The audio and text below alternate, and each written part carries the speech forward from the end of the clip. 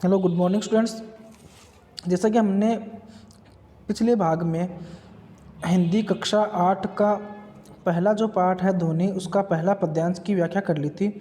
आज दूसरा पद्यांश है कि पुष्प पुष्प से तंद्र आलस लालसा खींच लूँगा मैं, अपने नव जीवन का अमृत शहर से सींच लूँगा मैं, द्वार दिखा दूँगा फिर उनको, है मेरे जहाँ अनंत, अभी ना होगा मेरा अंत। तो हमने ये जो पद्यांश दे रखा है इनकी व्याख्या पढ़ रहे थे हम। तो हम अब दूसरे पद्यांश की व्याख्या कर रहे हैं कि पुष्प पुष्प से तंद्रालस लाल सा खींच लूँगा मैं। तो इसकी व्याख्या दी हुई है कि कवि कहता है, जैसे वसंत बंद कलियों से आलस्य खींचकर उन्हें खिला देता है। यानी जब वसंत ऋतु आती है तो जो कलियाँ होती है उनसे आलस्य खींच करके उन्हें खिला देते हैं। नहीं, जब कलियाँ खिल जाती है एक फूल का रूप ले लेती है और उनमें अपना अमृत रस डालकर एक नया जीवन का संचार करता है। उसी प्रकार वह भी युवाओं के मन से आलस्य की भावना को दूर करके उनके जीवन को आशा और उत्साह से भर देगा। तो कवि मनुष्य के जीवन के बारे में उनके आलस्य को दूर करके बता रहा है कि मैं उनमें उनको एक नया जीवन दूंगा।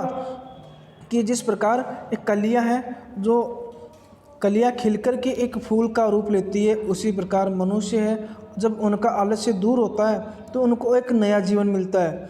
तो यहाँ मनुष्य की युवाओं के बारे में बताया कि वो उनके युवाओं के मन से आलस्य की भावना को दूर करके उनके जीवन को आशा और उत्साह से भर देगा। वह अपनी कविताओं के द्वारा अनंत परमात्मा तक पहुंचाने का मार्ग दिखाएगा। उसे पूरा विश्वास है कि वह अभी बहुत समय तक अपनी रचनाओं से समाज का मार्गदर्शन कराता रहेगा।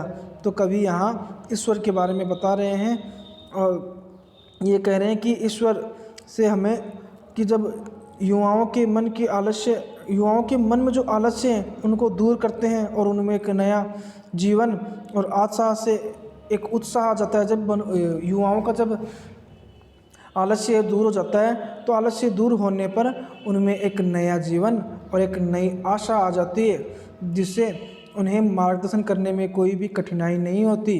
और जो कि अनंत इस कविता के द्वारा वो अनंत परमात्मा तक पहुंचाने का मार्ग दिखा रहे हैं कि उन्हें एक नया मार्ग दिखाई देगा। जब उनसे आलस्य दूर हो जाएगा और उनके जीवन को एक नई आशा दिखाई देगी तो उनको जो उनकी परमात्मा है वहाँ तक का जो मार्ग है वो दिख जाएगा। और उसे पूरा विश्वास है कि अभी वह बहुत समय तक अपनी रचनाओं से समाज का मार्गदर्शन कराता रहेगा। तो ये अपने पाठ का पद्यांश का अर्थ या फिर व्याख्या बोल दो, चाहे एक ही बात है। और इसमें कुछ महत्वपूर्ण प्रश्न दे रखे हैं, जैसे पुष्प का उदाहरण कवि ने किसके लिए दिया है, क्यों दिया है, अपने नव जीवन का अमृत कवि ने किसे कहा है, द्वार दिखा दूंगा मैं कवि से क्या आशय है।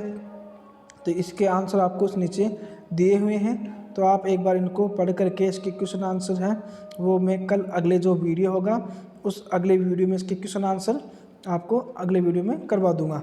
तो आप जब तक पूरे जो 2 व्याख्या हुई है उनको अपनी नोटबुक में करना है और उसको लर्न करना है। धन्यवाद।